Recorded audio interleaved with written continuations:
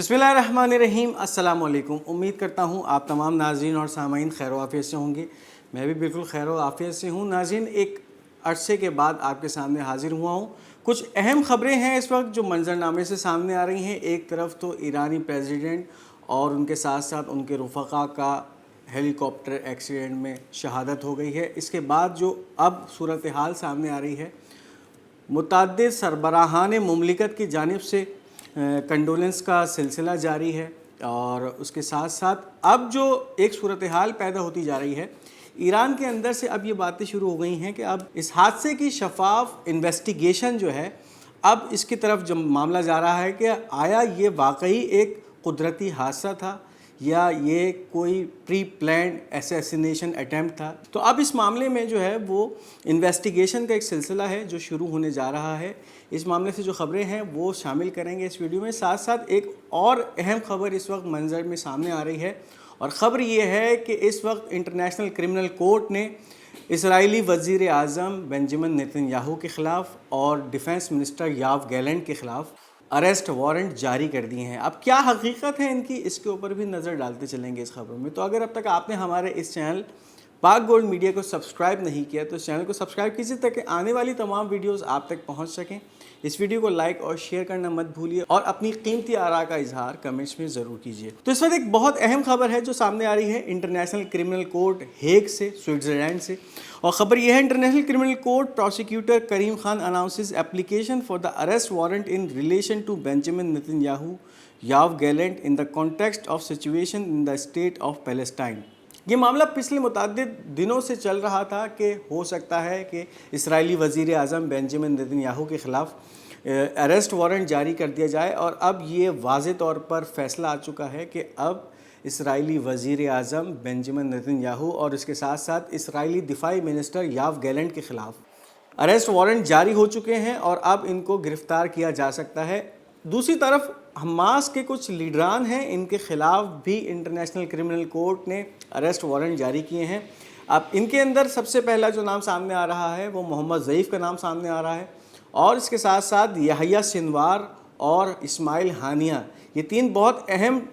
Leader हैं Hamas के। इनके ख़िलाफ़ भी इंटरनेशनल क्रिमिनल कोर्ट ने अरेस्ट वारंट जारी किए हैं। मतलब ये इस वक्त बात बैलेंस करने की कोशिश की जा रही है कि अगर एक तरफ हम इसराइली वज़ीर आज़म को अगर हम गिरफ़्तार करने का वारंट जारी कर सकते हैं तो उसको बैलेंस करने के लिए हमास के भी हम फिर लीडरान को जो है वो गिरफ़्तार करेंगे और उनके ऊपर भी मुकदमा चलाया जाएगा कि जिस तरह से उन्होंने अपनी आवाम को मरने पे मजबूर किया, या इस वक्त जो फ़लस्तीनी आवाम है उसके कत्ल के अंदर इन हमास के लीडरान का भी कुछ अमल दखल है। तो अब ये इस वक्त जो कैफियत है, एक बैलेंस करने की कैफियत जो है सामने आ रही है। लेकिन इस अरेस्ट वारंट से क़तई नज़र इस वक्त इसराइल के जो एक बाएँ बाजू का एक मुतशद्दिद वज़ीर बेन गवीर समझा जाता है, उसका एक बयान भी सामने आया है। और वो बयान ये है कि नेतन्याहू इस अरेस्ट वारंट को पथे पुश्त रख कर जिस तरह से इस वक्त वो रफ़ा के अंदर ऑपरेशन के अंदर अपनी फ़ौजों को आगे की तरफ बढ़ा रहा है, वैसे ही इस जंग को बढ़ाता रहे और इस अरेस्ट वारंट की कोई जो है वो अहमियत नहीं है। तो अब आप इससे अंदाज़ा लगाइए कि एक तरफ तो अमेरिका ने चीखना शुरू कर दिया है कि इस अरेस्ट वारंट के ख़िलाफ़ जो है अब अमेरिका की तरफ से भी खबरें सामने आ रही हैं। Republican senator Lindsay Graham, I will work with my colleagues in Congress to impose tough sanctions on the international criminal court. अब इस अरेस्ट वारंट के सामने आने के बाद अमरीकी कांग्रेस की जो एक नुमाइंदा है लिंडसी ग्राहम, उसका एक बयान आया है कि मैं अपने जो करीबी क़राबतदार या करीबी दोस्त हैं कांग्रेस के अंदर, उनके साथ मिलकर इस इंटरनेशनल क्रिमिनल कोर्ट पे शदीद किस्म के जो है वो सैंक्शंस या शदीद किस्म की पाबंदियां लगाने में अपना किरदार अदा करूँगी। तो अब आप ये देखिए कि इस वक्त अमेरिका से भी चीखें उठना शुरू हो गई हैं। तो ये एक अहम खबर है इस वक्त जो इंटरनेशनल क्रिमिनल कोर्ट या स्विट्ज़रलैंड हेग से सामने आ रही है, और अब ये देखना है कि इस मामले में ये ऊँट कहाँ कौन सी करवट बैठता है। अब इसके साथ आपको ये बताएं कि इस वक्त जो एक अहम खबर कल के पूरे मंजरनामे में रही और वो ये थी कि ईरान के सदर एक हेलीकॉप्टर हादसे में शहीद हो गए। और ना सिर्फ वो बल्कि इस वक्त ईरान को एक बहुत बड़ा धचका ऐसे भी लगा है कि इस हादसे के अंदर ईरानी सदर के साथ साथ ईरानी फॉरेन मिनिस्टर ڈاکٹر حسین امیر عبداللہیان بھی اپنی جان گنوا بیٹھے اس ہیلی کاپٹر حادثے میں۔ اب یہ جو تحقیقات کا ایک عمل ہے وہ شروع ہو چکا ہے، اور اس وقت جو بہت اہم خبریں سامنے آ رہی ہیں، اس وقت ایران کے جو آرمی چیف ہیں ان کا ایک بیان سامنے آیا ہے۔ Iranian armed forces chief of staff major general Mohammad Bagheri ordered the opening of an investigation into the cause of the Iranian president's helicopter accident yesterday. Chief of General Staff of the Iranian force assigning a committee that includes pilots, experts and technicians to investigate the president's helicopter accident. Iran کے جو army chief ہیں محمد باقری، انہوں نے آغاز کر دیا ہے ایک انویسٹیگیشن کا، اندیا دے دیا ہے، آرڈر کر دی ہے، اور اس انویسٹیگیشن میں نہ صرف پائلٹس ہوں گے بلکہ اس کے ساتھ ساتھ اس کمیٹی کے اندر ایکسپرٹس ہوں گے، ٹیکنیشینز ہوں گے، جو کہ اس بات کا پتہ لگائیں گے کہ آیا یہ جو ہیلی کاپٹر تباہ ہوا ہے یہ کوئی قدرتی آفت کی ہی وجہ سے تباہ ہوا، یا جس طرح کہا جا رہا ہے کہ خراب موسمی حالات کی وجہ سے یہ جو ہے وہ ہارڈ کریش لینڈ ہوا اور اس کے بعد اس میں آگ بھڑک اٹھی، جس کے نتیجے میں یہ ایک المناک حادثہ پیش آیا۔ تو اب اس انویسٹیگیشن کے تھرو یہ پتہ لگایا جائے گا کہ کیا واقعی یہ ایک قدرتی آفت کے نتیجے میں حادثہ پیش آیا، یا پھر اس وقت جو ایک کانسپریسی تھیوری بہت زیادہ جو ہے وہ پوری دنیا میں ابھرتی جا رہی ہے، اور یہ کہا جا رہا ہے، کچھ اس وقت تجزیہ کار تو یہ بھی کلیم کر رہے ہیں کہ یہ جو ہیلی کاپٹر تھا بیل کمپنی کا، یہ ایک بہت ہی محفوظ ہیلی کاپٹر سمجھا جاتا ہے، اور اس کا اس طرح تباہ ہونا شکوک و شبہات کو جنم دے رہا ہے کہ اس کو کسی باہری طاقت کے ذریعے تباہ کیا گیا ہے، یا کسی ایسے EMP ہتھیار کے ذریعے اس کو نشانہ بنایا گیا ہے جس سے اس کے سارے کنٹرول جو ہے وہ پائلٹ کے قابو سے باہر ہو گئے اور یہ جہاز وہاں کریش کر گیا۔ تو اب جو اس وقت یہ کانسپریسی تھیوریز ہیں انہوں نے جنم لینا شروع کر دیا ہے، اور اب اس وقت ایک اور خبر رشیا سے بھی آ رہی ہے، اور رشیا اس وقت اس انویسٹیگیشن کے اندر ایران کی بھرپور مدد کرنے کے لیے تیار بیٹھا ہے۔ Russian officials we can help Iran in investigations into the accident that caused Raisi's death.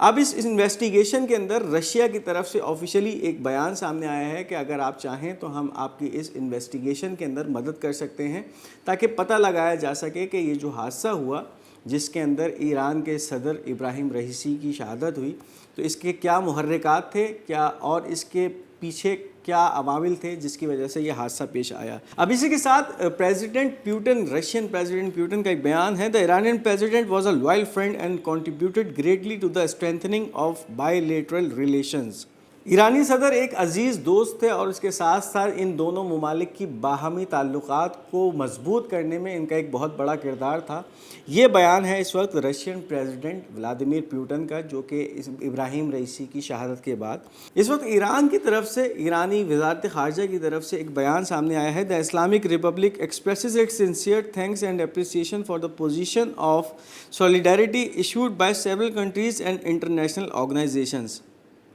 بین الاقوامی تنظیموں کا شکریہ ادا کیا گیا ہے، اور اسی کے ساتھ ساتھ جو بہت سارے ممالک ہیں جنہوں نے اس مشکل وقت میں ایران کا ساتھ دیا، چاہے پھر وہ ریسکیو آپریشن ہو یا اس کے ساتھ ساتھ پھر اس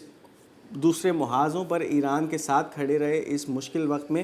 ان کا جو ہے وہ شکریہ ادا کیا ہے۔ اور اب ایک تعزیت کا سلسلہ ہے جو کہ شروع ہو چکا ہے، بہت سارے ممالک کی طرف سے تعزیتی پیغامات ایرانی قوم کے لیے، اور اس کے ساتھ ساتھ آیت اللہ خامنائی کی طرف جو ہے وہ بھیجے جا رہے ہیں، جس کے اندر ان کے اتنے بڑے سانحے میں اتنے بڑے نقصان کے اوپر جو ہے وہ تعزیت کی جا رہی ہے۔ اس میں رشیا شامل ہے، رشیا کی طرف سے آفیشیل جو ہے وہ تعزیت آ چکی ہے، چائنا کی طرف سے آ چکی ہے، سعودیہ کی طرف سے آ چکی ہے، پاکستان کی طرف سے آ چکی ہے، قطر کی طرف سے آ چکی ہے، اور اس کے ساتھ ساتھ انڈیا اور ترکی کی طرف سے بھی اس طرح کے تعزیتی پیغامات ایرانی قوم تک پہنچ چکے ہیں۔ تو اس کا جو ہے وہ شکریہ فارن منسٹری کی طرف سے بھی ادا کیا گیا ہے۔ اب اس کے ساتھ ایک بہت ہی